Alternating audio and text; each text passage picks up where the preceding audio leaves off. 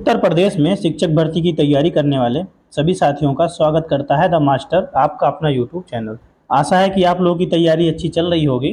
मैं अनीस आप लोगों के बीच में आज हिंदी भाषा के जो सबसे इम्पोर्टेंट टॉपिक है आपका वर्णमाला, जिससे लगभग 4 से 5 क्वेश्चन पूछे जाते हैं, उसके 50 क्वेश्चन आप लोगों के बीच में लेके उपस्थित हूँ। तो चलिए मिलकर इसको सॉल्व करते हैं और देखते हैं कि कितने क्वेश्चन सही होते हैं। पहला क्वेश्चन है, हिंदी वर्णमाला में कुल कितने स्वर हैं? तो हिंदी वर्णमाला में कुल 11 स्वर हैं। इसमें ऑप्शन ए आपका सही होगा, 11। चलिए अगले प्रश्न पे चलते हैं।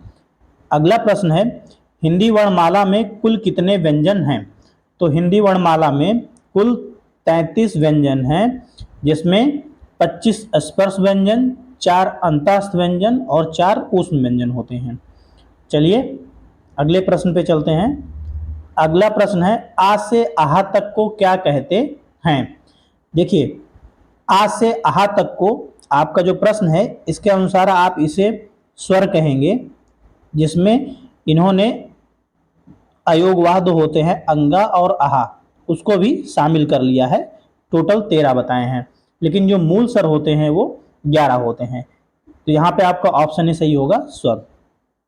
चलिए अगले प्रश्न पे चलते हैं। अगला प्रश्न है, का किस वर्ण वर्ग में आता है? तो का आपका आता है कंठ में। का वर्ग जो है वो कंठ में आता है। चलिए अगले प्रश्न पे चलते हैं। अगला प्रश्न है, हिंदी वर्णमाला में कुल वर्णों की संख्या कितनी है? तो हिंदी वर्णमाला में कुल वर्णों की संख्या है 52। ऑप्शन सी यहाँ पे सही होगा। चलिए अगले प्रश्न पे चलते हैं। अगला प्रश्न है, अंग को क्या कहते हैं? तो अंग को कहते हैं अनुस्वार। इसमें आपका पहला ऑप्शन सही होगा, अनुस्वार। चलिए अगले प्रश्न पे चलते हैं। अगला प्रश्न है, देखिए ये चिन्ह किसका है? तो ये चिन्ह है आपका विसर्ग का। इसमें ऑप्शन बी आपका सही होगा, विसर्ग। चलिए अगले प्रश्न पे चलते हैं। अगला प्रश्न है, स्वर के कितने प्रकार होते हैं? तो स्वर के होते हैं कुल 3 प्रकार। पहला ह्रस्व, दूसरा दीर्घ और तीसरा प्लुत। 3 प्रकार के स्वर होते हैं आपके। चलिए अगले प्रश्न पे चलते हैं। अगला प्रश्न है, कौन सा स्वर दीर्घ स्वर है? तो इसमें जो है बी, ई आपका दीर्घ स्वर है। बाकी तीनों, ये छोटा आ, री और उ, ये आपके ह्रस्व स्वर हैं। चलिए अगले प्रश्न पे चलते हैं। अगला प्रश्न है, हिंदी वर्णमाला में कितनी मात्राएं हैं? तो हिंदी वर्णमाला में ध्यान रखिएगा 10 मात्राएं हैं। ऑप्शन ए आपका यहाँ पे सही होगा, 10 मात्राएं। हिंदी वर्णमाला में 10 मात्राएं हैं। 11 आपके क्या होते हैं? स्वर होते हैं। मूल स्वर जो होते हैं आपके 11 होते हैं। चलिए अगले प्रश्न पे चलते हैं। अगला प्रश्न है, का, खा, गा, घा, अंगा किस वर्ग के वर्ण हैं? तो ये हैं कंठ वर्ग के, कंठ। चलिए अगले प्रश्न पे चलते हैं। अगला प्रश्न है, चा, छा, जा, झा, इया किस वर्ग के वर्ण हैं? तो ये आपके हैं तालव्य।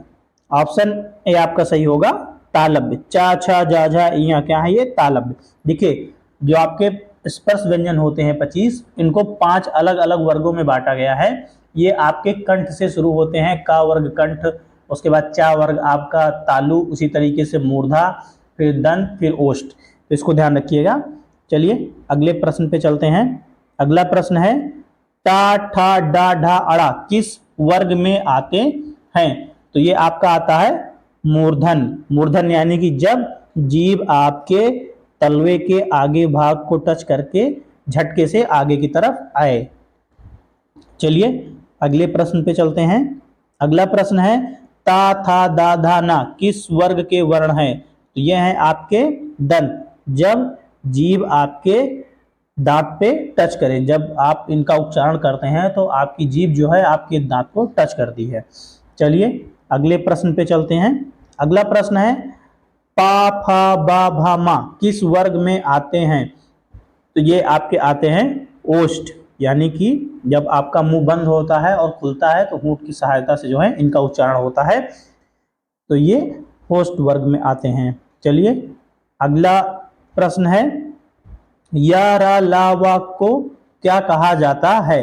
तो इनको कहा जाता है, वैसे तो ये है अंतःस्थ व्यंजन, लेकिन यहाँ पे जो आपका ऑप्शन है, चूंकि यहाँ पे अंतःस्थ व्यंजन ऑप्शन नहीं है, तो इसीलिए आपको जो है इसे, बहुत लोग देखिए इसमें दो वर्ण ऐसे हैं या और वा, इनको अर्धस्वर कहा जाता है, इसीलिए इनको जो है यहाँ ऑप्शन आपका ए दिया गया है अर्धस्वर, लेकिन अगर आपको जो है मिलता है अंतःस्थ व्यंजन तो आप यहाँ पे अंतःस्थ व्यंजन लगाएंगे। चलिए अगले प्रश्न पे चलते हैं। अगला प्रश्न है, शा शा शा हा किस प्रकार के व्यंजन हैं? तो ये आप चार ऑप्शन आपको दिया गया, ये है पहला ऑप्शन आपका, माफ कीजिएगा, पहला ऑप्शन ऊष्म व्यंजन, ये आपके ऊष्म व्यंजन है, मतलब ऐसे व्यंजन जिनका उच्चारण करते समय जो है हवा हमारे गले के किसी न किसी भाग से टच करते हुए मतलब घर्षण हो और वो गर्म होके बाहर निकले। चलिए अगले प्रश्न पे चलते हैं। अगला प्रश्न है, हिंदी वर्णमाला का पहला स्वर कौन सा है? तो सबको पता है हिंदी वर्णमाला का पहला स्वर क्या है? आ है, आ।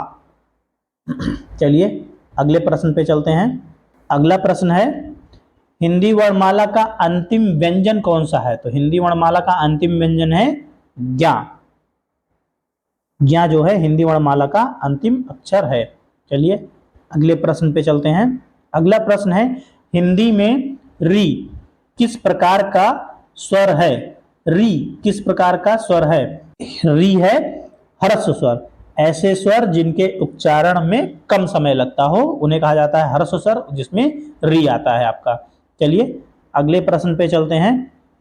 अगला प्रश्न है, का ध्वनि किस स्थान से उच्चारित होती है?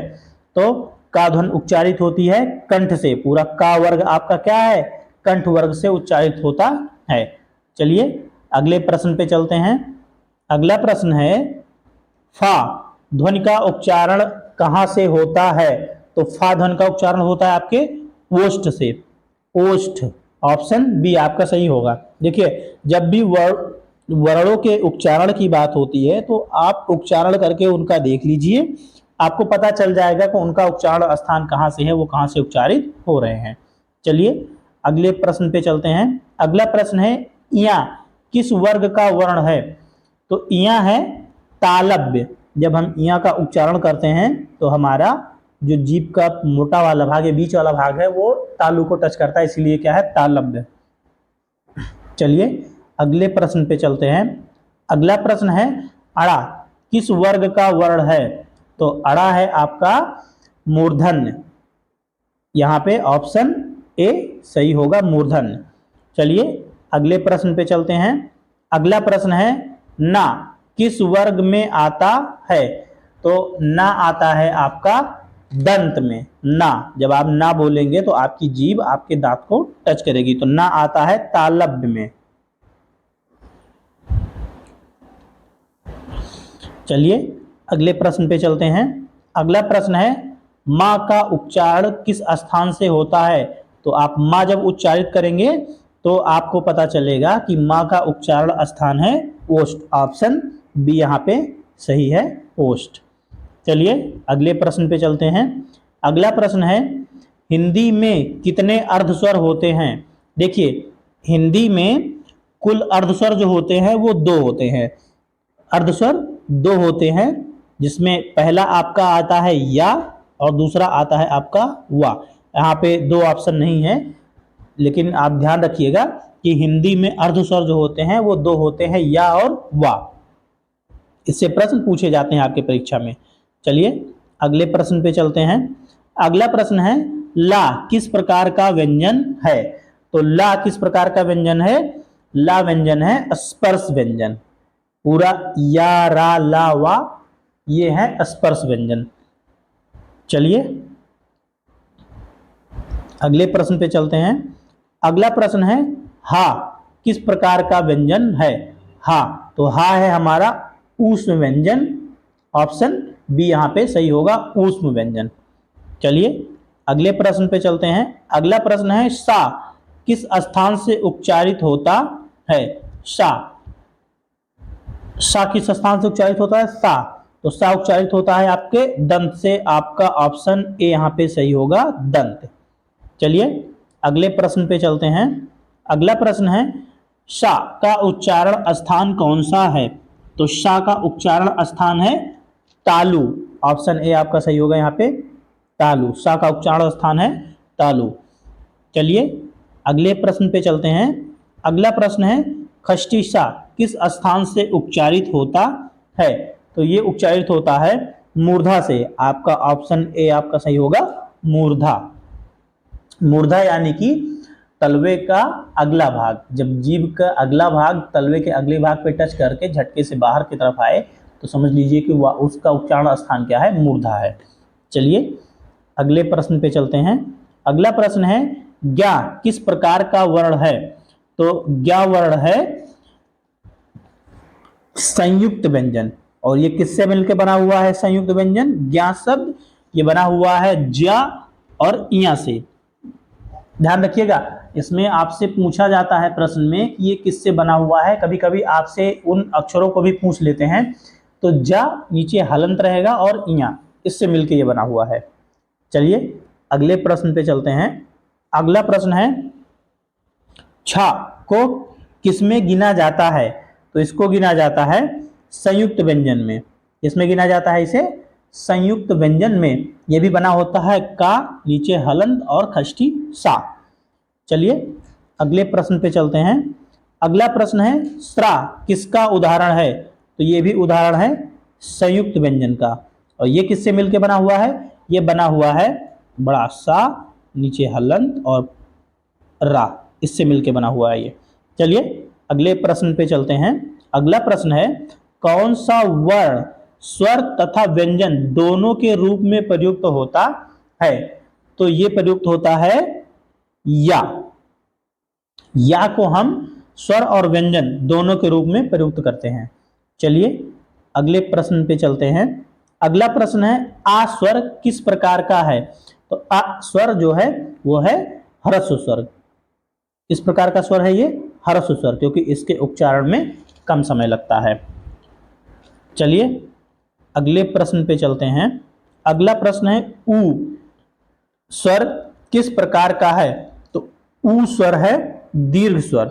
ऐसे स्वर जिनके उच्चारण में हमें ह्रस्व स्वर से ज्यादा समय लगता है उन्हें कहा जाता है दीर्घ स्वर। तो ऊ हमारा दीर्घ स्वर है। चलिए अगले प्रश्न पे चलते हैं। अगला प्रश्न है ए और ऐ किस प्रकार के स्वर हैं।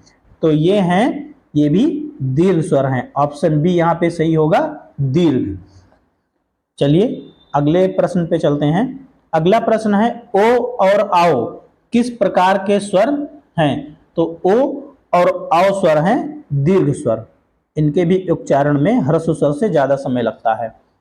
चलिए अगले प्रश्न पे चलते हैं। अगला प्रश्न है हिंदी वर्णमाला में सबसे छोटा स्वर कौन सा है। तो हिंदी वर्णमाला में सबसे पहला और सबसे छोटा स्वर जो है वो आ है।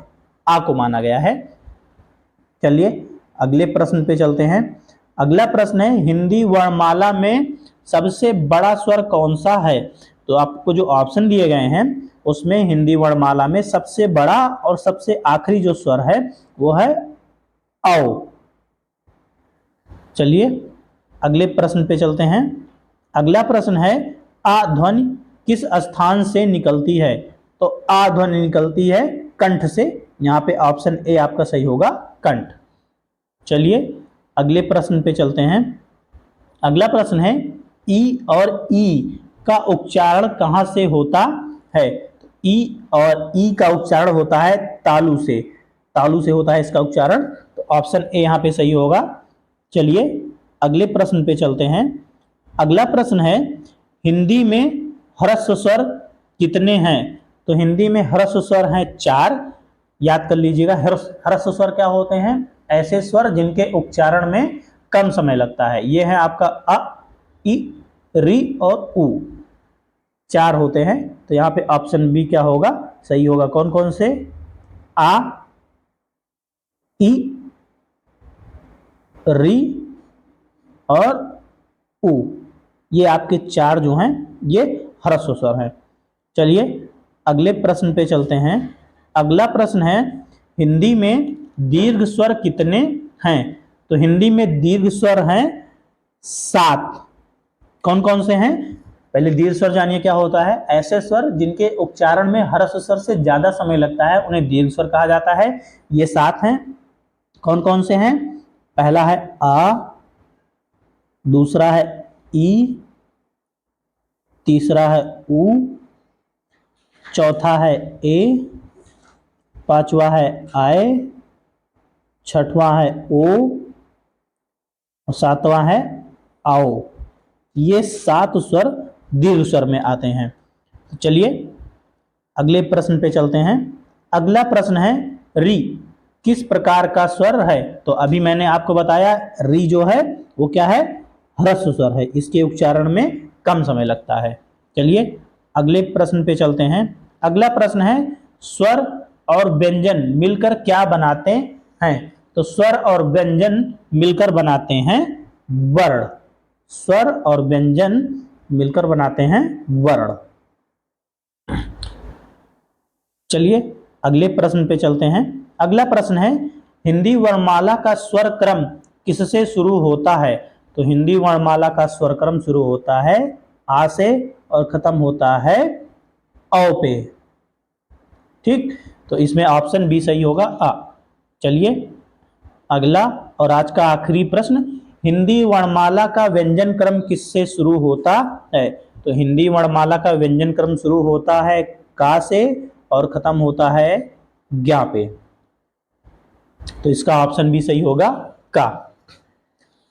ये 50 क्वेश्चन हमने मिलके सॉल्व किए हैं। अब आप हमको कमेंट सेक्शन में बताइएगा कि आपने इन 50 क्वेश्चन में से कितने क्वेश्चन सही किए। अगर वीडियो अच्छी लगी हो तो वीडियो को लाइक कीजिए, शेयर कीजिए और हमारे चैनल द मास्टर को सब्सक्राइब कीजिए।